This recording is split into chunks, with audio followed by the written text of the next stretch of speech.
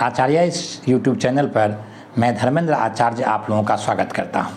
आइए, कल हम लोग ब्लड पर विचार विमर्श किए थे, इसमें खास करके ब्लड के प्लाज्मा वाले पक्ष पर और आरबीसी के बारे में हम लोग कुछ संक्षिप्त में बातचीत किए थे।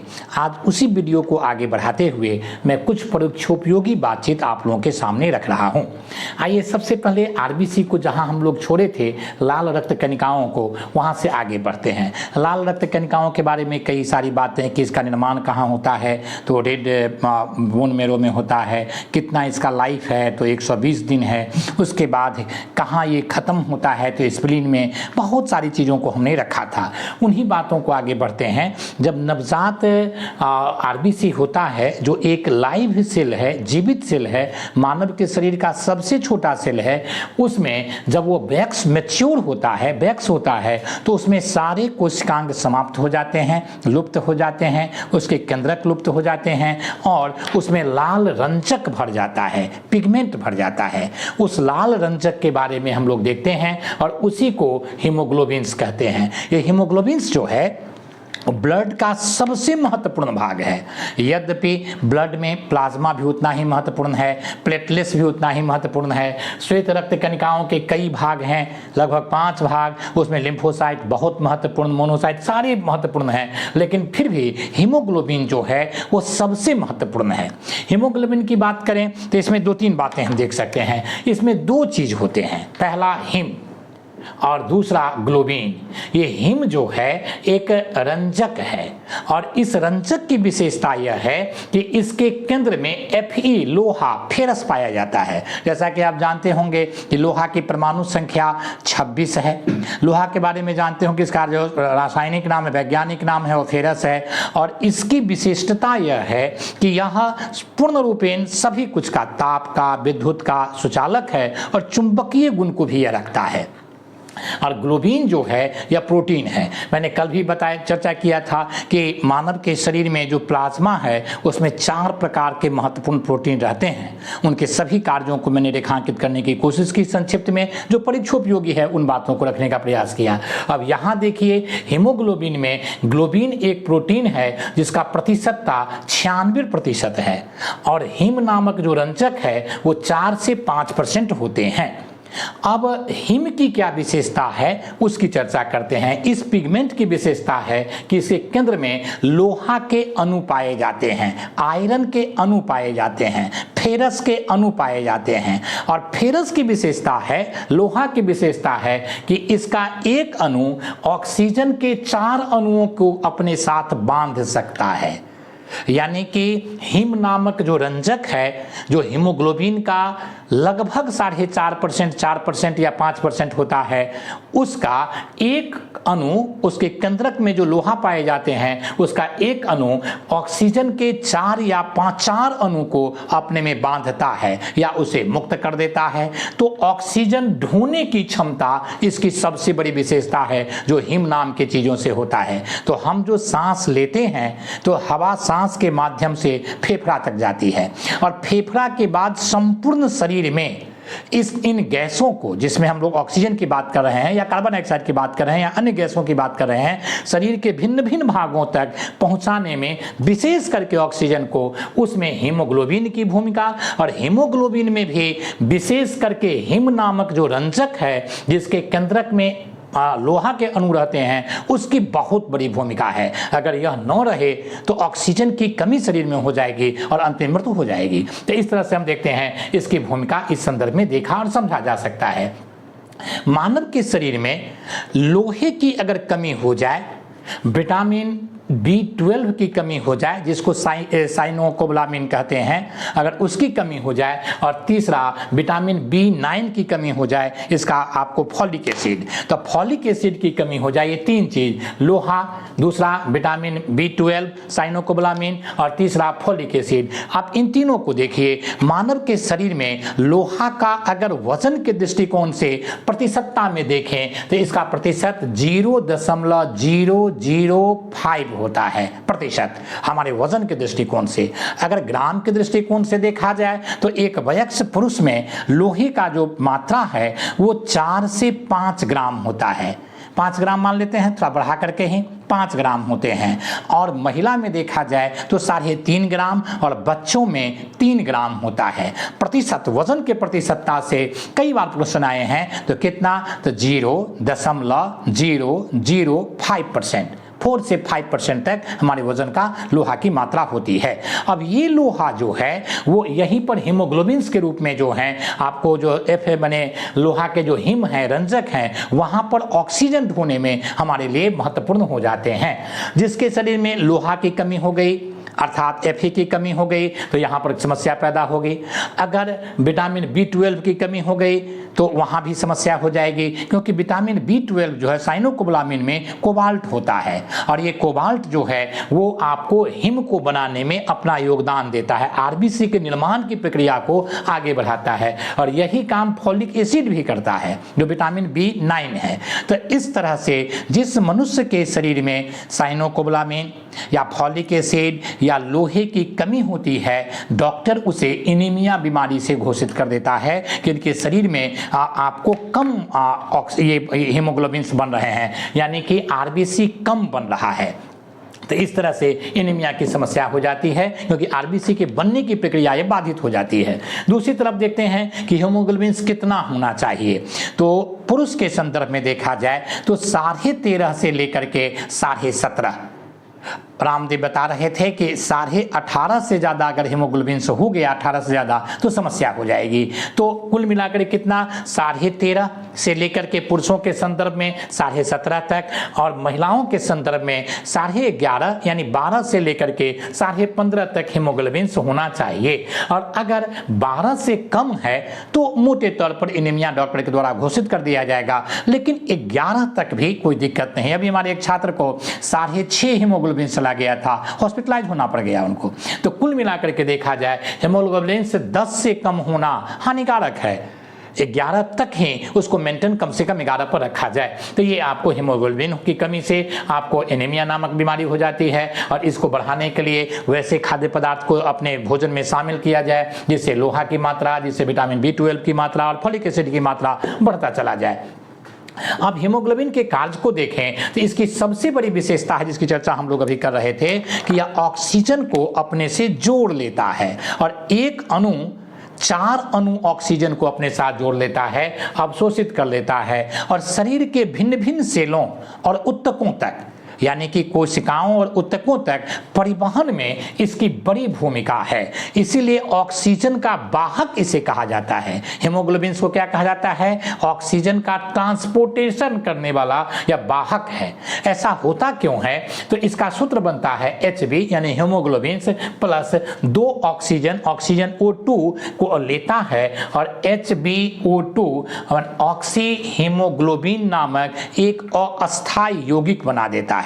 क्या बना देता है, आपको ऑक्सी हीमोग्लोबिन नामक एक अस्थायी यौगिक बना देता है और फेफड़ा से लेकर के विभिन्न ऊतकों और विभिन्न सेलों तक, टिश्यूज और सेलों तक यह उसको ढो करके ऑक्सीजन को ले जाता है और फिर धीरे धीरे जब टिश्यूज में चला जाता है या सेल्स में चले जाते हैं तो वहां पर फिर ऑक्सीजन को मुक्त कर देता है। यह इसकी सबसे बड़ी विशेषता है। फेफड़ा में यह ये बना दिया HbO2 और वहां ले जाकर के फिर ऑक्सीजन को मुक्त कर देता है और मुक्त होने के बाद फिर ऑक्सीजन फेफड़ा में रह गए, यहाँ पर रह गए, सेल्स में आ गए, टिश्यूज में आ गए यानी ऊतक और कोशिका में आ गए और वहां पर जो कोशिकीय श्वसन की प्रक्रिया है उसको संपादित करवाने में इसकी बहुत बड़ी भूमिका होती है। और ये सब काम कैसे होते हैं, विसरण के माध्यम से। कोशिकीय संश्लेषण में विसरण की बहुत बड़ी भूमिका है।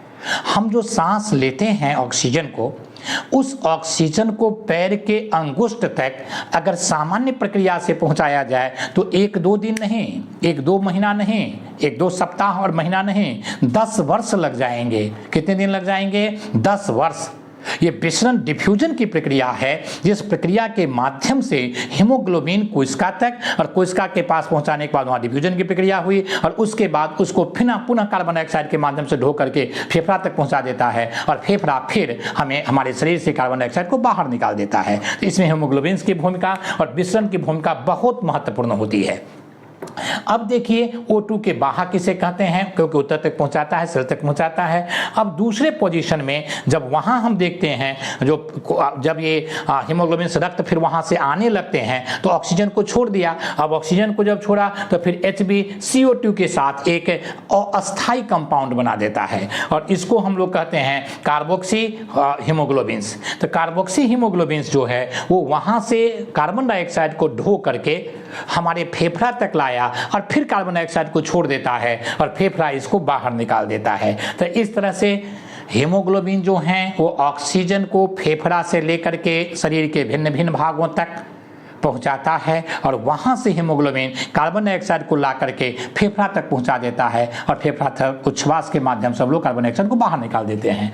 अब यहाँ एक चीज़ और देखा जाए कि अगर किसी कारणवश हम देखते हैं कि शरीर में ये कार्बन डाइऑक्साइड की मात्रा बढ़ गई, हवा का अभाव रह गया, आप देखें कि अनुलोम विलोम या भस्त्रिका या आप देखते हैं कपालभाति करते हैं तो उसकी भूमिका को यहाँ समझने की कोशिश कीजिए कि कितना साइंटिफिक है यह।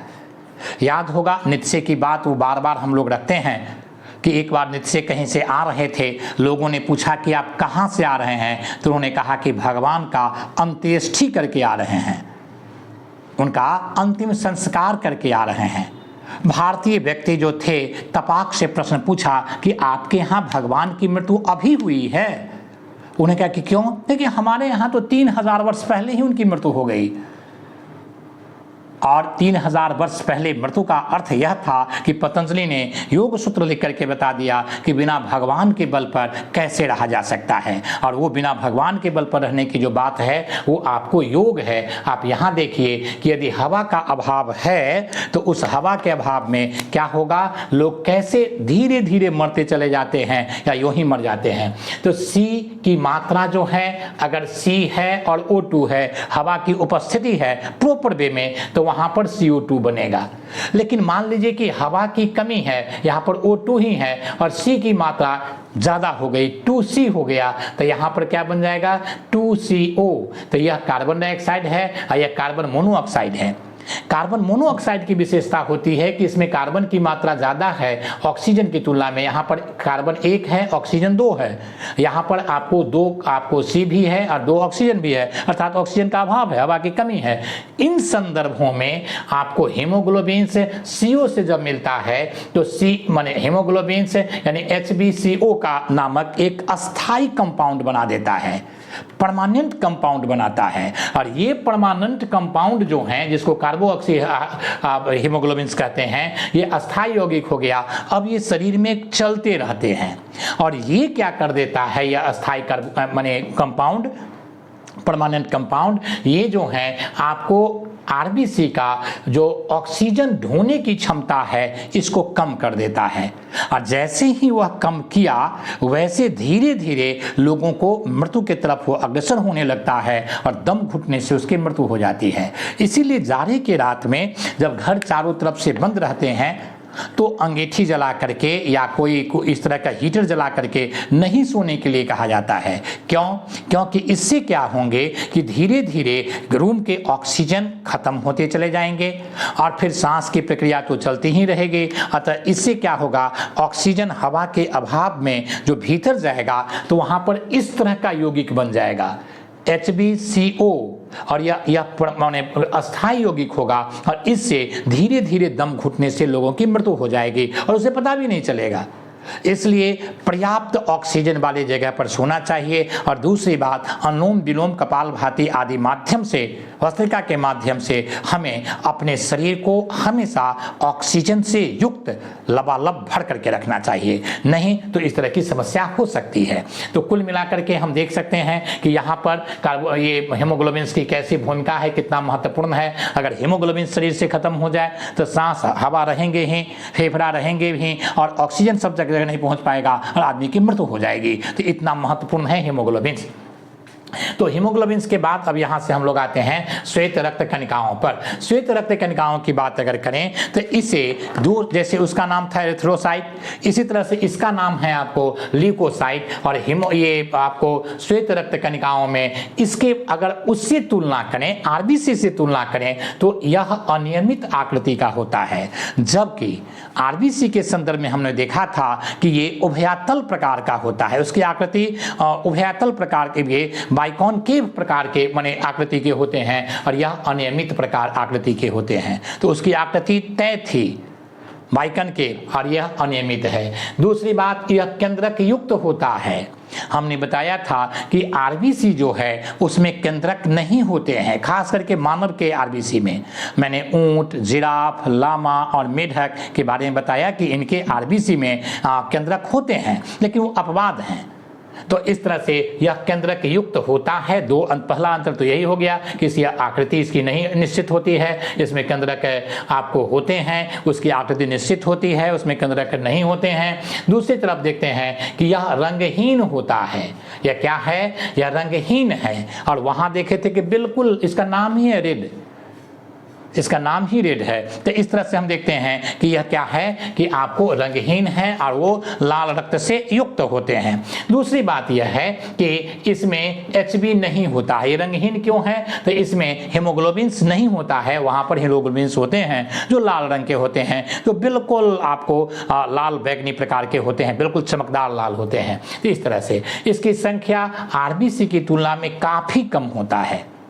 आरबीसी की तुलना हम लोग संख्या बताए थे कि 40 लाख से लेकर के 56 लाख तक, पुरुषों में 54 लाख और महिलाओं में 48 लाख। यहाँ लाख में है वो और यहाँ हज़ार में है। ये कितना है? 10,000। वो कहाँ था? 48 लाख, 60 लाख। तो इस तरह से यहाँ पर देखेंगे तो उसकी तुलना में इसकी संख्या काफ़ी कम होती है। और अगर WBC बढ़ गया तो ब्लड कैंसर हो जाएंगे, जिसे ल्यूकेमिया कहा जाता है। क्या कहा जाता है? ल्यूकेमिया। अगर ब्लड कैंसर बढ़ गया, ये WBC बढ़ गया तो ल्यूकेमिया नामक बीमारी हो जाएगी। और आरबीसी की संख्या बढ़ जाती है तो पोलीसाइथीनिया नामक बीमारी हो जाती है। POLYCYTHEMIA, ये पोलीसाइथीनिया नामक बीमारी हो जाती है। और ये उतने हानिकारक नहीं जितना ये हानिकारक है। इसको सामान्य भाषा में ब्लड कैंसर कहा जाता है। इसको क्या कहा जाता है? ब्लड कैंसर कहा जाता है। ये ब्लड कैंसर जो है ये करता क्या है? आरबीसी के निर्माण की प्रक्रिया को नकारात्मक रूप से प्रभावित करता है और कई प्रकार की समस्याओं को पैदा कर देता है। तो कुल मिलाकर के हम देखते हैं कि इस तरह से यह हानिकारक है। अब इसकी आयु मोटे तौर पर 2 से 3 दिन तक रहता है। इसकी आयु कितना है? कितने दिन तक ये जीवित रहते हैं? तो 2 से 3 दिन तक यह मोटे तौर पर आपको बने रहेंगे। उसके बाद सामान्य ढंग से मैक्सिमम 4 दिन, तो इस तरह से ये बने रहेंगे। उसके बाद इसका अंत हो जाएगा। जबकि आरबीसी का आयु अगर देखेंगे तो वह आपको 120 दिन के होते हैं। तो उसकी तुलना में यह बहुत जल्दी समाप्त हो जाता है। और एक इसकी विशेषता और है कि अगर WBC श्वेत रक्त कणिकाएं इसकी संख्या कम हो जाए तो जो बीमारी पकड़ लेती है उसका नाम है ल्यूकोपेनिया। ल्यूकोपेनिया नाम की बीमारी पकड़ लेते, बढ़ गया तो ल्यूकोमिया आपको ये ल्यूकेमिया नामक बीमारी, और घट गया तो ल्यूकोपेनिया नामक बीमारी पकड़ लेता है। अब WBC को अगर देखें तो 2 भागों में बांट करके देखा जा सकता है। पहला है आपको कणिका में, यानी कि जो कणिका कण के रूप में होंगे, और दूसरा है अकणिका में जो कण के रूप में नहीं है। कणिका में जो हैं इसके आपको 3 भाग हैं। पहला है न्यूट्रोफिल्स, दूसरा है बेसोफिल्स और तीसरा है एस्नोफिल्स। एस्नोफिल का नाम तो बहुत सुने होंगे क्योंकि लोग कहते हैं कि जिनका खांसी सर्दी हो गया एस्नोफिलिया बढ़ गया है इसका। ये एस्नोफिलिया जो है वो WBC का ही भाग है, WBC का ही भाग है और इसे कण के रूप में होता है, इसलिए कणिका में। कण का मतलब हुआ कण के रूप में है। तो ये एस्नोफिलिया कितनी रहनी चाहिए? तो 2 से 3% तक रहना चाहिए। WBC का कितना भाग? 2 से 3% तक। और अगर यह बढ़ गया तो इससे क्या होगा? बुखार हो जाएंगे, सर्दी हो जाएंगे, अस्थमा यानी कि दम्मा की बीमारी हो जाएगी, कोल्ड एलर्जी हो जाएगा। तो इस सब तरह की चीज़ जो हैं एस्नोफिलिया के बढ़ने से होते हैं। दूसरी तरफ देखते हैं आपको बेसोफिल्स हैं। बेसोफिल्स की बात करें तो ये एलर्जी के लिए उत्तरदायी। कितने लोगों को देखेंगे कि धूल से, धूप से, फलाना चीज़ से एलर्जी ही एलर्जी है। एलर्जी का अर्थ क्या हुआ कि उसके शरीर में बेसोफिल्स जो है वो प्रॉपर वे में काम नहीं कर रहा है, तो बढ़ रहा है, घट रहा है, इधर हो रहा है, उधर हो रहा है, अनबैलेंस्ड हो गया है। इसका अर्थ ये हुआ कि आरबीसी की तुलना में डब्ल्यूबीसी जो है वो ज़्यादा सक्रिय हो रहा है। तो इस तरह से एलर्जी की समस्या। न्यूट्रोफिल्स जो हैं वो जीवाणुओं का भक्षण करने में अपना योगदान देता है, जीवाणुओं को खत्म करता है। यानी कि जब शरीर पर कोई संक्रमणकारी, जैसे किसी प्रकार के बैक्टीरिया, किसी प्रकार के कवक, किसी प्रकार के फंजाइल, किसी प्रकार के विषाणु यानी कि वायरस, इनका अगर अटैक होता है तो उन संदर्भों में ये न्यूट्रोफिल्स सक्रिय होते हैं, इनकी संख्या बढ़ेगी, इनका निर्माण होगा एंटीबॉडी के रूप में, और ये जो है आपको यहाँ पर काम करना प्रारंभ कर देता है। तो इस तरह से कनिका में देखते हैं न्यूट्रोफिल्स पहला जो जीवाणुओं के भक्षण करने में, संक्रमण को रोकने में योगदान देता है। दूसरा बेसोफिल्स एलर्जी को रोकने में योगदान देता है, और जो इसका कमजोरी हुआ तो एलर्जी बढ़ जाएंगे। और तीसरा एस्नोफिल, अगर ये बढ़ गया तो इससे सर्दी, कोल्ड आदि, बुखार उखार, अस्थमा वगैरह होने लगता है। और कनिका में देखते हैं तो इसके दो भाग हैं, एक का नाम है लिम्फोसाइट और दूसरा का नाम है मोनोसाइट। लिम्फोसाइट बहुत महत्वपूर्ण है, ये हमारे प्रतिरक्षा तंत्र का पूरे, ये डब्ल्यूबीसी जो है वो आपको प्रतिरक्षा तंत्र को ही मजबूत करता है, ये डिफेंस सिस्टम हमारे को मजबूत करने वाली चीज़ है। तो इसमें लिम्फोसाइट को आप रखें तो डिफेंस की बात अगर करें तो इसे अभी के संदर्भ में आप यह समझिए कि यह राफेल की तरह से काम करता है। लिम्फोसाइट में ही जैसे एड्स बीमारी होती है तो एड्स क्या करता है, T4 लिम्फोसाइट को क्षतिग्रस्त कर देता है, खत्म कर देता है। और जैसे ही T4 लिम्फोसाइट खत्म हुआ तो हमारे शरीर के सुरक्षा तंत्र का समझिए कि राफेल गया। अब कोई भी छोटी बीमारी, बुखार पकड़ लिया तो बुखार ही पकड़े रहेंगे, सर्दी हो गई तो सर्दी से पीड़ित रहेंगे, जो भी बीमारी हुई वो फिर आपको घर कर जाएगा क्योंकि वो तंत्र ही टूट गया है। तो इस तरह से लिम्फोसाइट अत्यंत महत्वपूर्ण है। इसका निर्माण भी अस्थि मज्जा में और थाइमस में होता है। कहाँ इसका निर्माण होता है? थाइमस में और अस्थि मज्जा में, अर्थात बोन मेरो में होता है और थाइमस में होता है। दूसरी बात, ये सबसे छोटा भाग होता है और केंद्रक इसका बड़ा और गोला होता है। ये आपको पूरा डब्ल्यूबीसी का देखें तो सबसे छोटा भाग है और इसका केंद्रक बड़ा होता है। डब्ल्यूबीसी का 20 से लेकर के 28% तक भाग लिम्फोसाइट ही होते हैं। यानी कि ये लिम्फोसाइट जो हैं वो एंटीबॉडी का निर्माण करता है और संक्रमण को रोकता है। ये बना बनाया नहीं होता है। शरीर में अगर लिम्फोसाइट बढ़ गया तो ये अच्छी चीज़ नहीं है, क्योंकि इसका अर्थ है कि आपके शरीर में कहीं ना कहीं से संक्रमण हो रहा है। जैसे किसी ने ब्लड चेक करवाया और उसमें दिखाया कि लिम्फोसाइट जितना होना चाहिए 20 से 25, 20 से 28 के बीच में, वो 48 आ गया। इसका अर्थ है कि संक्रमण शरीर में है और बड़े स्तर पर डब्ल्यूबीसी के माध्यम से लिम्फोसाइट का निर्माण हो रहा है। उस संक्रमण को रोकने के लिए एंटीबॉडी बन रहे हैं। तो इस तरह से कुल मिलाकर के देखा जाए तो एंटीबॉडी के निर्माण में इसकी एक बड़ी भूमिका होती है और घाव को भरने में भी योगदान देता है। तो लिम्फोसाइट की 3-4 बातें, प्रतिरक्षा तंत्र का सबसे महत्वपूर्ण भाग है। दूसरी बात हम देखते हैं कि इसका निर्माण थाइमस में और अस्थि मज्जा में होता है। तीसरी बात, ये छोटा भाग होता है और इसका केंद्रक बड़ा होता है और गोला होता है। और एक बात और है कि 20 से 28% तक ये डब्ल्यूबीसी का भाग होता है, घाव भरने में योगदान देता है और एंटीबॉडी का निर्माण करके बहुत तीव्र, एंटीबॉडी होता क्या है? प्रोटीन। कल हमने चर्चा किया था, ये आपको जो एंजाइम है वो भी प्रोटीन होता है, ये एंटीजन भी प्रोटीन होता है। ये पूरा शरीर ही प्रोटीन से बना हुआ है। ये पूरा शरीर जो है, जैसे हम लोग चर्चा करते रहते हैं कि ये इस शरीर के मानव जीवन के लिए क्वेश्चन आपको पूछे गए हैं, कई बार आ भी सकते हैं। जैसे अगर आपके 118 एलिमेंट में से कौन ऐसे 4 एलिमेंट अपरिहार्य हैं जो अगर नहीं रहे तो मनुष्य का जीवन असंभव है? तो पहला एलिमेंट है कार्बन, दूसरा एलिमेंट है हाइड्रोजन, तीसरा एलिमेंट है ऑक्सीजन और चौथा एलिमेंट है नाइट्रोजन। ये 4 अगर नहीं रहें 118 में तो तत्काल मनुष्य या जीव, जितने जीव जंतु हैं उनकी मृत्यु हो जाएगी। जैसे कार्बन की बात, कार्बन क्यों रखा गया? पहले तो ऑक्सीजन समझ ही गए होंगे कि सांस हम ऑक्सीजन से ही लेते हैं। तो जितने जंतु हैं उनका तो राधे राधे हो जाएगा तुरंत।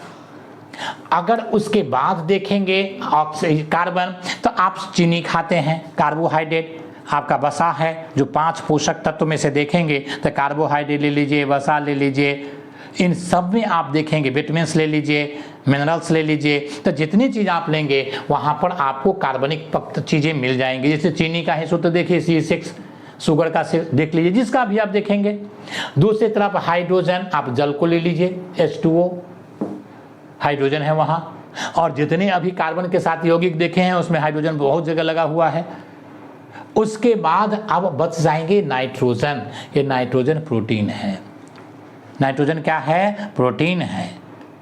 नाइट्रोजन के हम जीव जो हैं वह आपको नाइट्रोजन प्रोटीन के रूप में ही लेता है, और जो पादप हैं वो नाइट्रेट के रूप में लेते हैं। तो इस तरह से हम देखते हैं कि N बहुत महत्वपूर्ण है, और यहाँ जो एंटीबॉडी देख रहे हैं वो प्रोटीन से ही बनेंगे, प्रोटीन ही है वो। इस तरह से तो घाव भरने में इसकी भूमिका होती है। और मोनोसाइट को अगर देखेंगे तो मोनोसाइट के संदर्भ में आकार बड़ा होता है लेकिन केंद्रक छोटा होता है।